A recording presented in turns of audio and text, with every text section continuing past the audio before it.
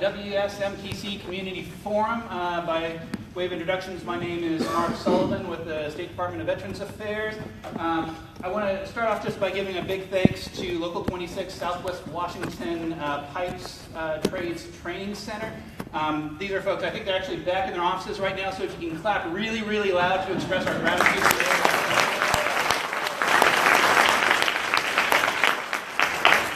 Thank you. Let's do a quick around the room if folks can just say their name and the organization that we're from, and we'll kind of do a zigzag across rows here, starting with Mabel.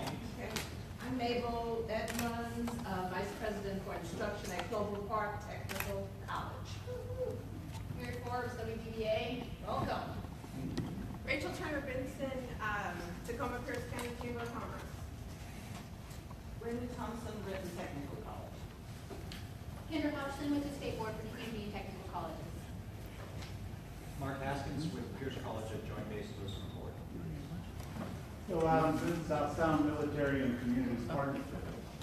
Gil Hartsman, Synergy BLM College Programs. Susan Sines, Stone Education Center. Christine Reeves, Washington State Department of Commerce. Sean Murphy, Pacific Mountain Workforce Development Council. Mike Johnson, Cameron of Commerce. Kimberly College, Joint Base Lewis and Ford. Jason Medini, JBLM, SFL TAP. We'll go Shane to Watson, SFL TAP, JBLM. Chris Getz, SFL TAP, JBLM. this table. Ian Hills, Bakers International Union of North America. I'm Jesse the GSHS DVR. Christina Lippin, Veteran Services, Goodwill. Robert White, Transition Activity Officer, as well as a fellow for the Pierce County Chamber of Commerce. Patricia Conover, Boots to Shoes Foundation. Rob Boomer, Hire Heroes, U.S. Chamber of Commerce Foundation. Deanna McNeely, Northwest Career Colleges Federation. Brenda Paul Mars, School of Contract Services. Marisol Castro, School of Contract Services. And I'm Sierra Henderson with School of Contract Services. Let's switch to here, Sam. Sam Mitchell with Employment Security Department. I'm Laura Bach with the Washington Student Achievement Council's State Recruiting Agency. I'm Michael Main, Cameron of Commerce at JBLM. Michelle Griffith for Past Services, the WEO program in Pierce County. Michael. Michael Farnham, Chair of the Washington State Military Transition Council Working Group, and Director of Military Outreach at Pacific University. Nick Bell, Central Washington University, JBLM. Lana Lee, City University of Seattle. Sheila Lewis, Workforce Central, Workforce Development Council, Tacoma Pierce County. Peter Harris, Navy Region Northwest. Mike Work, University of Washington, Tacoma. Lana Black, Britain College Executive Officer for Equity, Diversity, and Inclusion. Tommy Simpson, Military Liaison at the Washington State Department of Health. Dominique Julian, Veterans Business Outreach Center. Morning, Ashley Harris, Washington State Department of Enterprise Services, also Secretary of the Washington State Veterans Employee Resources Group, and Tommy is our co-chair, you failed to say that. Johanna Schoenberg, Bunker Labs. Chloe Landoff from the Center for Business and Innovation in the Thurston County area. Robert Mullins, WDBA. Rolita Batiste, WorkSource, and also Washington State Human Resources Council. Russ Sommer, State Workforce Board. I also do the SAA, like Lord, for GIZO, Veterans Education. Shay Moore, Center of Excellence for Homeland Security and Emergency Management. Outstanding. Thank you, everyone, for coming today. So this meeting represents in a change of the battle rhythm for the Military Transition Council. We went through a big strategic planning process that many of you, almost all of you actually, I think, were involved with it at one point.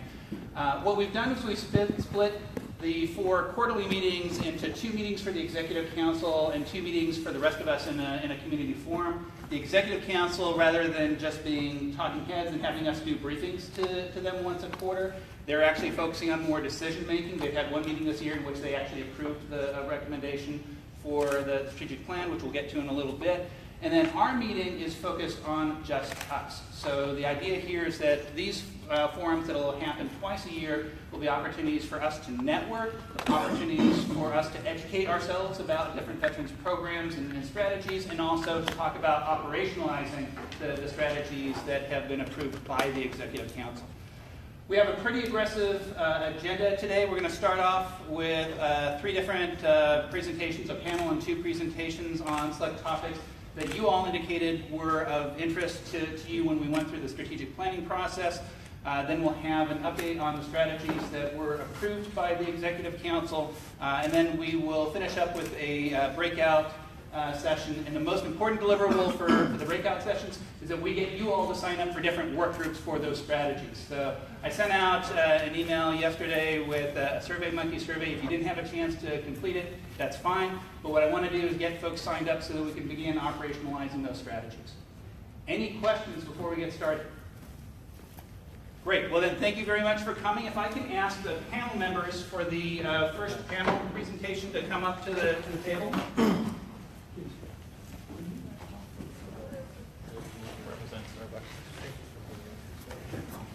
Do we all have our flag before we start? It's mandatory, yes.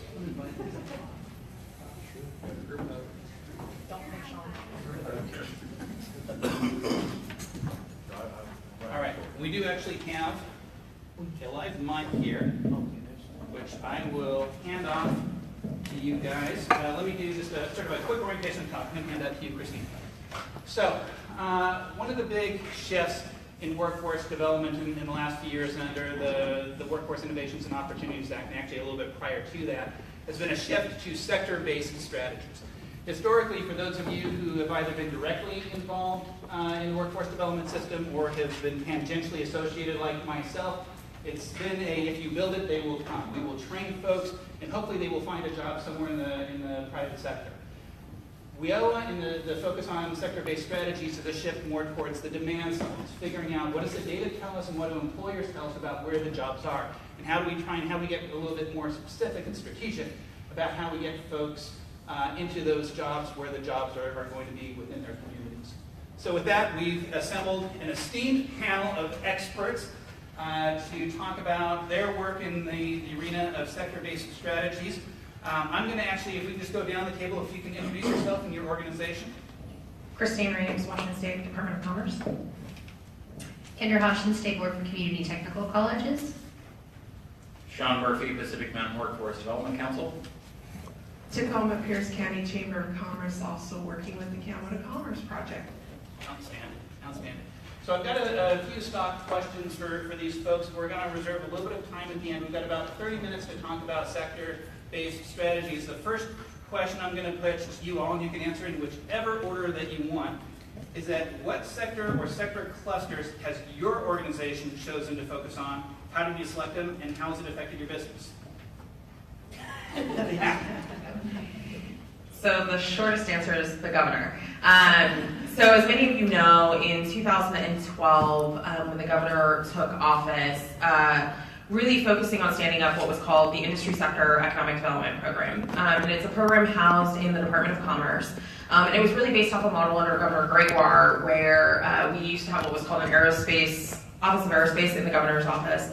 Found that model worked really well, but that we were missing a bunch of other industry sectors. And so Governor Inslee stood up the Industry Sector Economic Development Program, which includes my position as the military and defense sector lead, but then we have 7 other partners or colleagues who work on these sectors. So to answer the question of what those sectors are, we have aerospace, we have life sciences and global health, we have maritime, we have clean tech, we have agriculture and food processing, we have forest and wood products,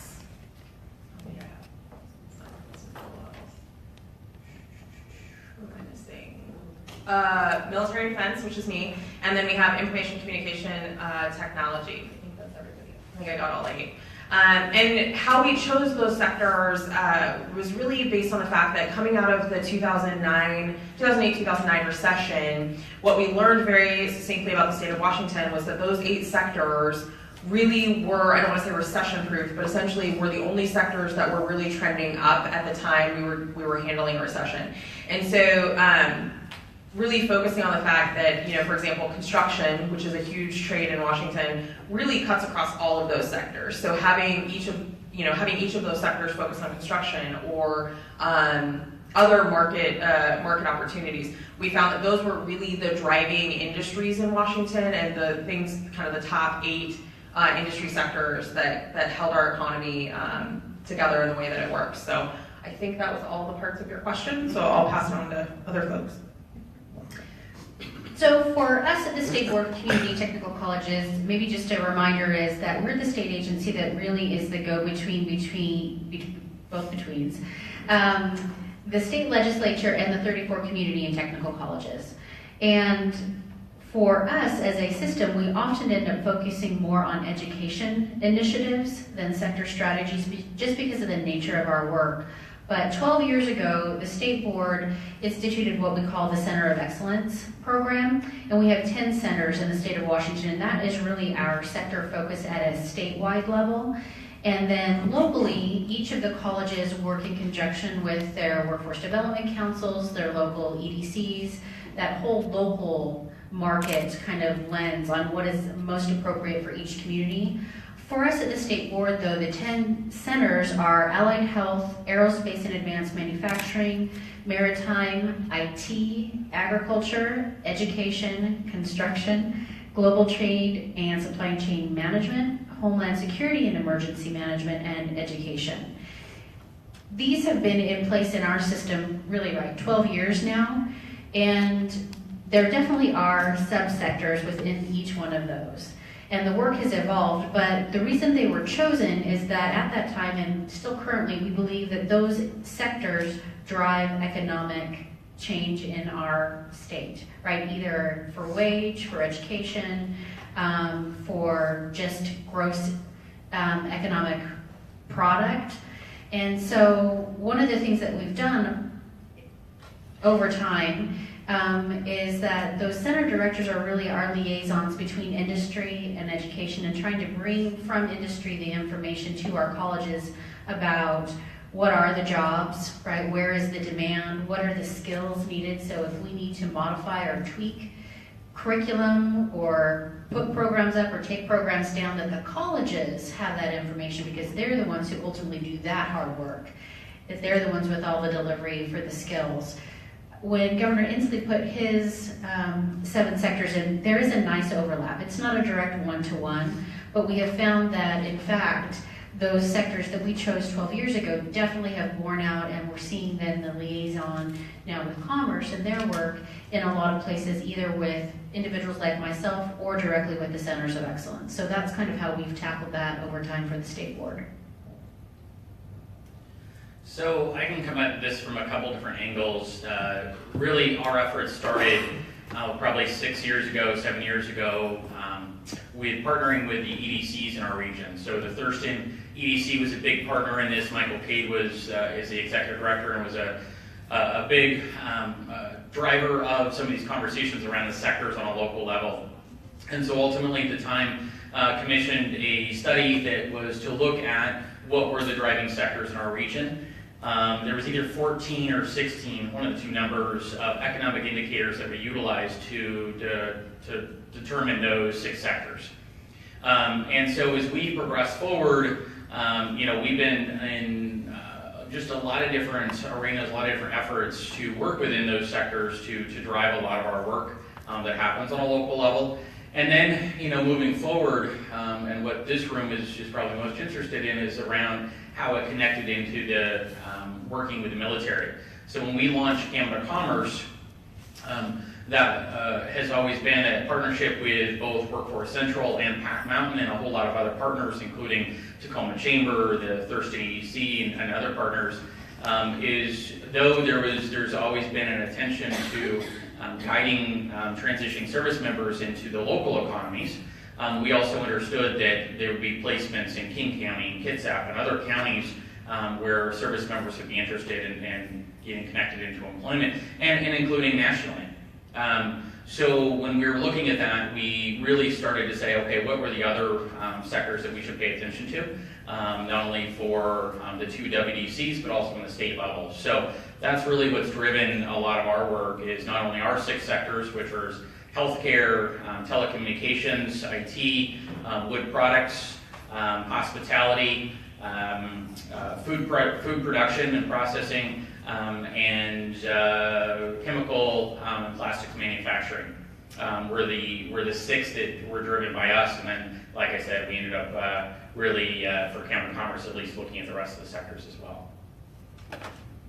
Thanks, Sean. So from a chamber perspective, I mean, we definitely at the chamber celebrate all things that are economic, entrepreneurial, commercial, business, that holistic picture.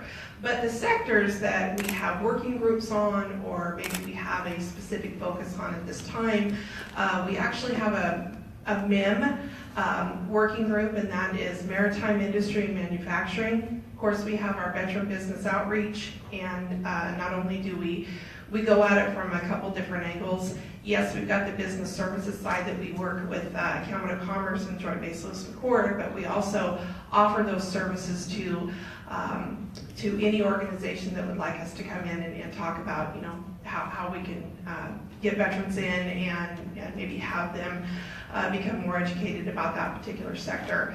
But for the most part, our biggest drivers would be maritime.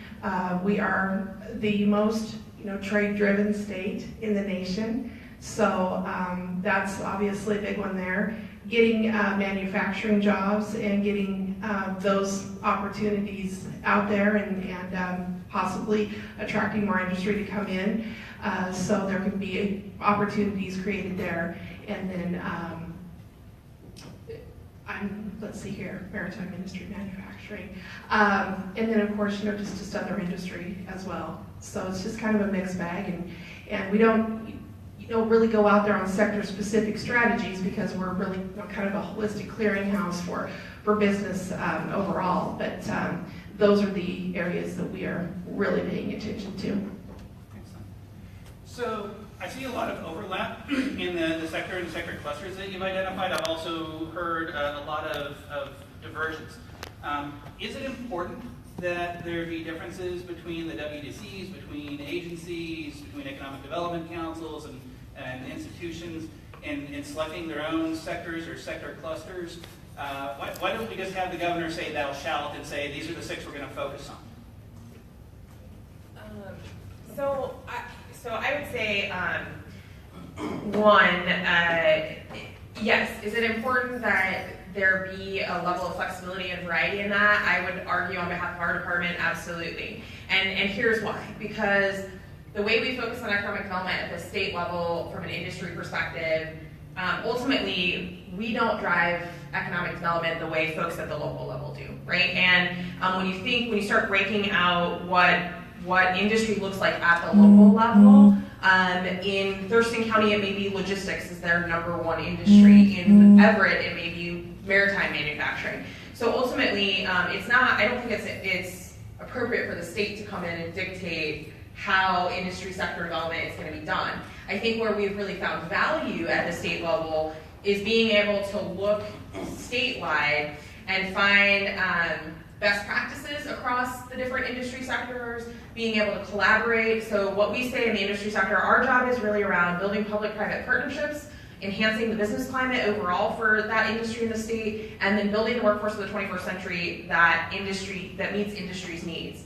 And that's where we really get into the partnering with, it's not Commerce's role to do workforce development, it's the WDCs and the CTCs, but what we're able to do is bring the industry partners to the table. We're able to think strategically about what does industry need in Yakima and Everett and Thurston County maybe, where we can find benefit maximizing benefit across the state, so that Thurston isn't spending $500,000 trying to do it, and Everett's not spending $500,000 trying to do it, and Yakima's not trying to spend it. We can take $500,000 potentially and maximize that cost across the entire state. But ultimately, we will tell you at the department, it's economic development happens at the local level, right? It's going to be that local community, that local labor market, that local business supply chain that's going to attract whatever that next big thing is. Our job at the state level is just to try to figure out how to maximize that across the state. Does that make sense? I'm going to echo some of that. We've been approached, as I'm sure many of you have, about why can't we standardize a whole lot of things. And I think there are places that standardization makes a whole lot of sense. And then there's other places that it just doesn't work operationally. And so for us as a state board, or even connected to commerce and all these other organizations, is that we like to move as fast as possible, but we are a large organization, right? And that we hope and really believe that locally, the community and technical colleges are able to be way more nimble, way more responsive to their local labor needs and their local market needs if we do not have a set in stone dictated thou must do only these things. Because if that changes, we're going to be behind the curve, and they can be ahead of the curve because they have those relationships locally. It often is a delayed response when it finally gets up to us, or to go through a legislative process, or go through a process that goes through all 34 of the college presidents, whereas locally they go through their structures. And in our system, we consider dual governance, the state board, and then each of the colleges has their leadership and organization structure with their trustees and their presidents and all of the staff that go about doing all the good work. So I do think the way that we're all set up with all the organizations, I've been told this. I'm going to say some of this is, before my time, but is that we've all recognized in the state and as agencies and even across the colleges that we must do a better job of collaborating. And that doesn't just mean, and we've been having these long conversations, collaboration doesn't just mean going to meetings together. It's about what is the work, right? What is the goal? What is the outcome that we're working on together that we can ultimately pool our resources for to make a bigger impact that we could have done alone? And I believe the way that we're structured in the state, and even with all of you, and the fact that you all exist, means that it forces us to collaborate if we really want to get the best outcomes possible. And I think there's power in it, but it takes work. Yeah, so of course, in dittoing what was just said, I think getting it down to kind of to some extent the micro level is that at the local level, we have to be thinking about what is playing out on the statewide level, what are some of the initiatives. At the same time, when you look at sectors, really the concept of sectors is relatively new on a grand level, right? I mean, there's been people talking about sectors for a long time, but how much it's been built into our language on a regular basis is still relatively new. And so I think there's a lot of experimenting that has to happen on how we best utilize and maximize the concepts of sectors, and how that then tails into things like career pathways and those kind of efforts. And so, when we look at it, it is important for us to look out to the state to say what are the activities going on a statewide level, what is commerce doing, what is the community college system doing in that, but then also on the local level. We've been having conversations recently. There's a huge uptick in the amount of activities around beer and wine and distilling in our region. That doesn't mean it's the same thing across the entire state. Now, some might disagree, it's in every community, but for us, we're noticing that. So that's something that we're going to start paying attention to potentially. And we have to analyze those kind of things on a local level to determine how much energy we want to put into them, and knowing there's only so many resources to go around. And at the same time, I think what happens on the local level is that it gives us a chance to experiment with different things that you may not want to do on a statewide level. And so, for example, there's been grants that have been brought down, I think mostly from the feds to the state to the local level, where what we've been doing as a collective group is really looking at not only what are you doing at a local level, but then how can that play on a statewide level, or how can other regions take advantage of those type of activities if it makes sense. And so, you know, you look at work like Pac Mountain's doing right now around trying to develop materials, because for so long, so many of the materials that are out there about sectors that have been data-driven are so wonky, and nobody in the community actually knows what to do with them, right? I mean, we can all sit around and geek out about them, but nobody actually knows what to do with them. And so developing out the kind of materials that really get out to the community, but then also don't do the work like the community colleges are doing. So the community college is doing a lot of good work around really understanding career pathways and how to guide people into specific jobs and sectors. So how do we develop the materials in a way that then can connect people in the community college system and then continue that education, not only of the sector, but their actual education, and doing this sort of work. So that's where I think we have to really continue to evaluate as we're testing things out, as we're doing things in what I call somewhat of a new idea, a new concept. How does that also continue to break down the silos that we're working together on those things whenever possible? All right, so really quick, just coming at it again from a different perspective, since the Chamber is a member organization. It's surprising to me, though, how many folks out there in the public will call the Chamber thinking that we are some kind of a government entity or have some kind of a formalized presence, I guess, in the structure.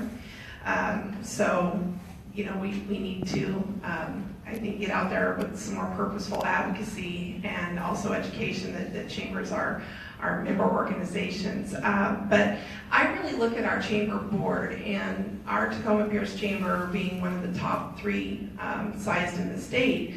That is really, you know, kind of our litmus test for what's out there, what's trending, what is on the mind of these different business owners, entrepreneurs, corporate representatives, and such.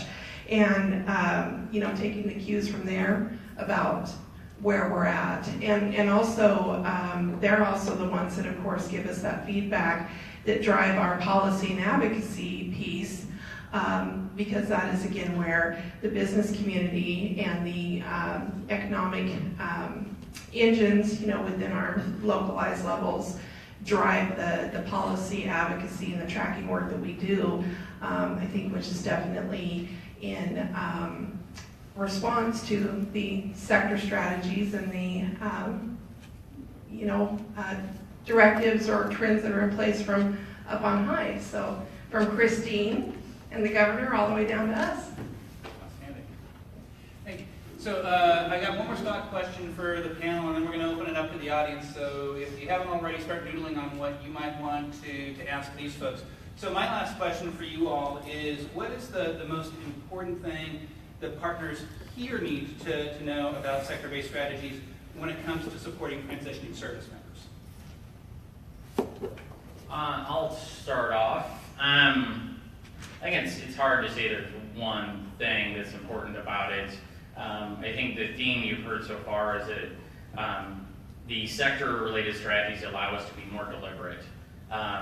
And so I think as we're thinking through the sectors that are important either on the statewide level, on the local level, or in a local community, whatever that might be, that we think of how it does connect the dots. And so that's you know, looking across to say what are the resources, where is it playing out, and then as you look at the service members, I think you have to drill it down even farther into, you know, we've had people come to us and say, we'd really like to develop a training program for this to fill jobs and connect service members. And then you drill a little bit more into what those jobs are, what the training is, and it's a little bit of the needle in the haystack to find the right people who might be interested in that job, or are available to do that training at that given moment, or those kind of things. And so I think you have to go a few steps deeper as you're looking at analysis of how do you actually do the work associated with sectors, and how it ultimately impacts a service member, is that you have to look at all the different factors that play into it, including MOSs, including when the training is going to be done, where it's going to be done, where are the jobs on the back end for it, what are going to be the requirements for that industry to get people into jobs, right? So the quick anecdotal example of that is there was a lot of attention for a while on aircraft mechanics. Why couldn't we get them into jobs? Why were they transitioning and not necessarily going into those employment when we know we have a lot of folks, not only in the Army, the Navy, the Air Force, all the way across the board, who are transitioning with those kind of skills. And then all of a sudden you have a breakdown of information that realizes that too many of them are transitioning without their A&P license. So they have all the experience they need, but without their A&P license. And so ultimately what was developed in there with a partnership with JBLM, Camera Commerce, and South Seattle Community College was a program that allowed them to do in a much shorter amount of time. I think it's 10 weeks now, 8 weeks, thank you. 8-week program that allows them to go get those experiences, that training they need to basically test out of the FAA license requirements to go straight into the testing component of it. And the difference is, what we were trying to do before is we were trying to say, well, if you didn't have that license, basically go back for a 2-year degree program. For somebody who's not 100% sure if they want to do that for the rest of their career, do you think that they're going to go put 2 years into it? Probably not.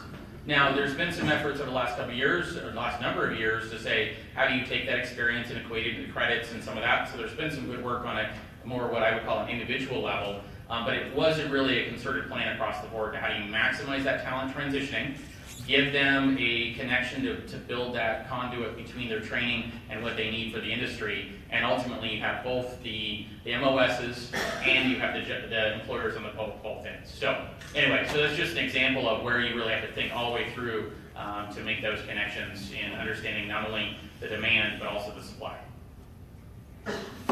I'm going to offer that when we ask what is the most important thing for you all to know as you're working with transitioning service members, I would actually just stay as versed as possible about the resources that are available and to be students of labor market data. That's ultimately for us what we have to do, right? Once upon a time in my life, I actually did some career advising, and I would have people sit with me and they say, I want to be an archaeologist. I'm like, that's fantastic, follow your dream. You live in Cokeville, Washington, right? I don't know there's going to be a lot of digging that goes on in Cokeville, specifically for dinosaurs or something like that. So the labor market data matters. Do we want to squash people's dreams? No. But we do need to make sure that we're helping service members have information to make educated choices about what their path could be after they're finished with their military service, and whether that's leveraging the work that they've done while they served, or if they want to take a completely new direction, there are resources to help them, and I just think we all need to be as versed as possible in giving them information and at least providing them good detail so they can make choices for their families and for what is the best option for them. Yeah, so I'm just going to say, the most important thing about sector-based strategies is it's about jobs. And we love veterans and we want veterans to have jobs. Veterans don't have the jobs. Industry has the jobs. And if we are not creating a value proposition for industry to hire those veterans, none of this work matters. So what I would say is that because of your work over the last 8 to 10 years, we've created that value proposition in the private sector. We've helped industry understand why veterans are an amazing talent pool. I think the thing, to Kendra's point, there are a ton of resources to help educate veterans about making that strategic decision. So I think the most important thing to say to you all about industry sector strategies is you don't have to make it up, right? There's people in the state who are spending a lot of time thinking about this every day. There's a lot of people in the state invested now in the last 3 years in how do we sell the value proposition to the private sector. You know, we don't have to sell it to the Amazons and the Microsofts and the Starbucks. They're all great. How do we sell it to the 1,300 suppliers in the aerospace supply chain, right? And that's kind of what drove us in our mission was we had a lot of veterans saying, I want to go get a job at Boeing. Well, that's great. Boeing's really hard to get into. But guess what? There's 1,300 other companies in that supply chain who also want your talent. How do we make sure that those 1,300 other companies who maybe don't have their own full-time HR person or they don't have a recruiter of their own, how do we build those resources so that industry can meet veterans where they are and actually get them the jobs get veterans jobs in their industry. So I think it just really comes back to sector-based strategies about building the workforce of the 21st century that industry needs. And how do we tap veterans as that talent pool to meet them where they are and get them into the industry jobs of tomorrow? Rachel, you get the last word. Word. No pressure. Right. So, listening to the panel and definitely agreeing that there is the salesmanship piece on the workforce development piece when we're actually sitting face to face with that job-seeking veteran or that job-seeking military spouse, that transitioning service member. The angle that I'm definitely coming at with the chamber is that also needing to sit down and go beyond what Christine said, you know, the value proposition for hiring veterans, but educating those HR managers, those people that are maybe smaller proprietorships that want to hire veterans, and letting them know that there's got to be a desire for the career path that you're offering. And it may not be something that somebody with a military occupational specialty wants to continue doing. I think that there's still a lot of people out there in the business industry world that are very well intentioned. They want to hire veterans and welcome them into their organization, but they are forgetting the aspect that the veteran has a choice, and they may not want to continue in that specific industry once they get out. So having sometimes that kind of difficult conversation, or also on the flip side, having the conversation with a business owner about, yes, this person served 12 years in the military. No, they didn't drive truck when they were in the military. However, this is a dream job for them to get out and be able to go over the road and not have anybody in their ear. And again, it's a choice. So, you know, really having that understanding and really that coming to that agreement with that employer that, you know, there is a choice there, and it's not just somebody's going to go from their occupational specialty right into doing the same thing in the civilian sector. Excellent, thank you.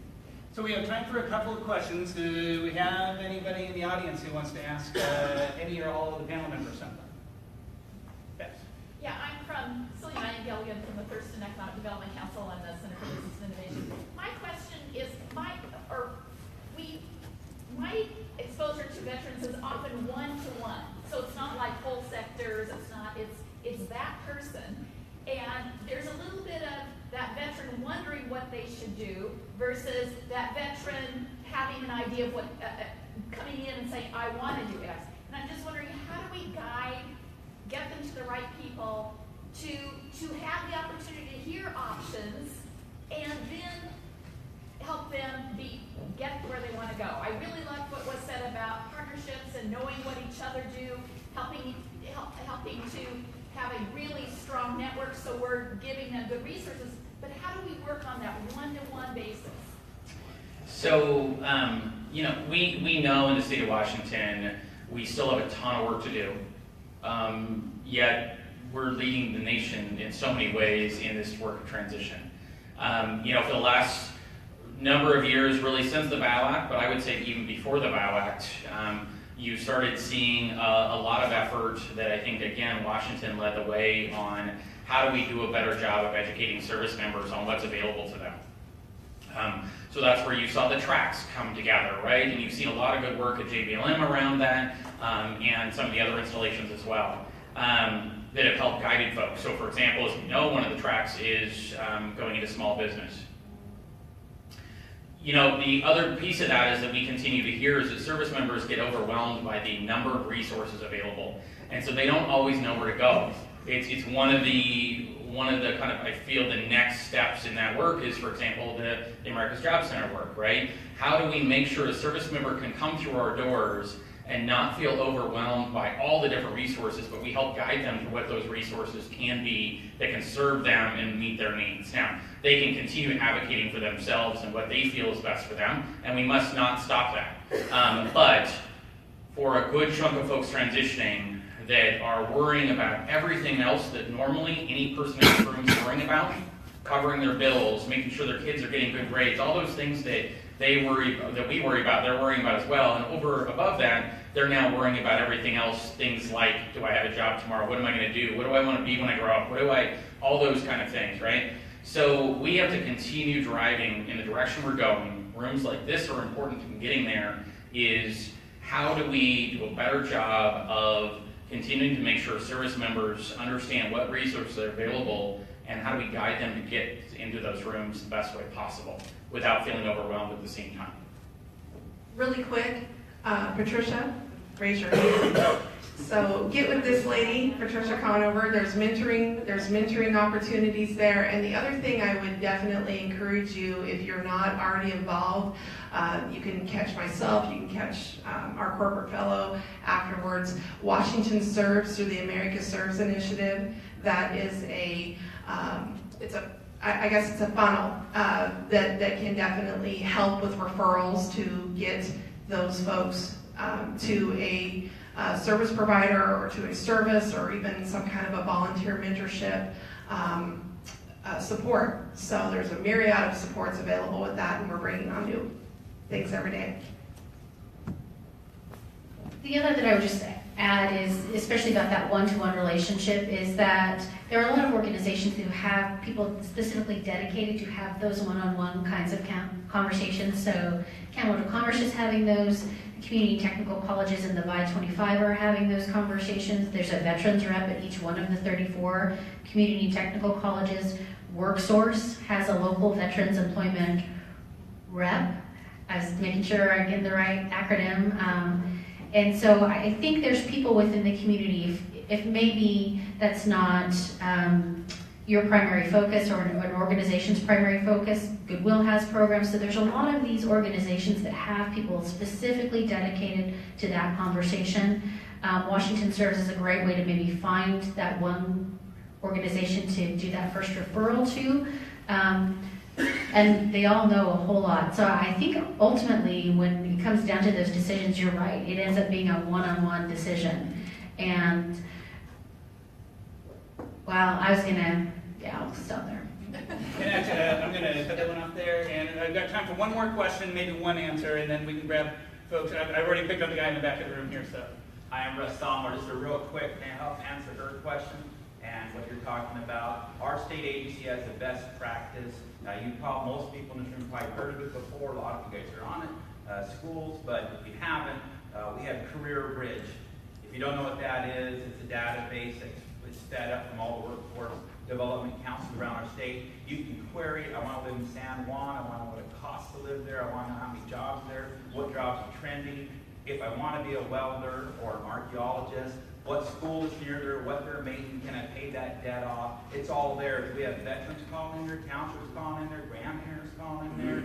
And honestly, it's a great service. It's ran by people in this room, and we're a big partnership. If you don't know much about it, wtv.wa.gov is our website, and we also offer training on it. Washington, so it's work for wtv.wa.gov. Thank you. Okay. So one of my best practices is always leaving them wanting more. So I'm going to have to kind of we got a lot of other things on the agenda here. These folks, some of them will be available afterwards, so you can always come back up and ask them questions. Can we give these folks a big round of applause?